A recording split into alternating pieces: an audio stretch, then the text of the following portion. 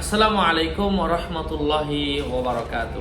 সম্মানিত ভাই ও বন্ধুরা, আজকে আমরা এই ভিডিওতে আলোচনা করব স্বপ্নে নিজেকে নিজে অসুস্থ দেখার ব্যাখ্যা কি। আলোচনা বুঝতে সাথেই থাকবেন। যারা এখনো চ্যানেলটি সাবস্ক্রাইব করেননি, ভেরিফাই চ্যানেলের ডিসক্রিপশন বক্সে ক্লিক করলে কিন্তু পেজ এবং আইডি লিঙ্ক আসবে। এটা ছাড়া আলাদা অন্য কোনো পেজ নেই, আইডি নেই, ইমো নেই, হোয়াটসঅ্যাপ নেই, টিকটক নেই। সাবধান, নাম ছবি দেখে বিভ্রান্ত হওয়া যাবে না। প্রত্যেক ভিডিওতে আমি আলাদা সাবধান করি, সতর্ক করি। শেখ আবু সাআদ বলেন, স্বপ্নে জ্বর দেখার ব্যাখ্যা শুভ নয়, কেননা এটা মৃত্যুর পূর্ব লক্ষণ এবং আজরাইল আলাইহিস সালাতু ওয়াস সালামের দূত।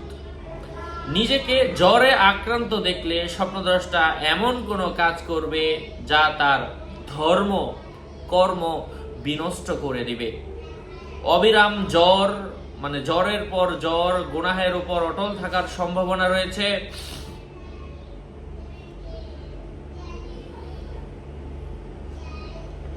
প্রবল তাপমাত্রার জ্বর, এটা স্বপ্নদ্রষ্টা যে কোনো কাজের ক্ষেত্রে তাড়াহুড়া করবে। হ্যাঁ,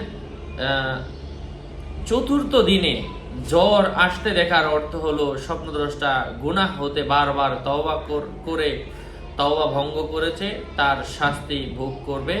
কারো মতে নিজেকে জ্বরে আক্রান্ত দেখলে সে দীর্ঘজীবী হবে, স্বাস্থ্য ভালো থাকবে, সম্পদ বৃদ্ধি পাবে। আশা করছি বুঝতে পেরেছেন। আরো আপডেট পেতে সাথেই থাকবেন। আপনাদের মঙ্গল এবং দীর্ঘায়ু কামনা করে এখানেই শেষ করছি।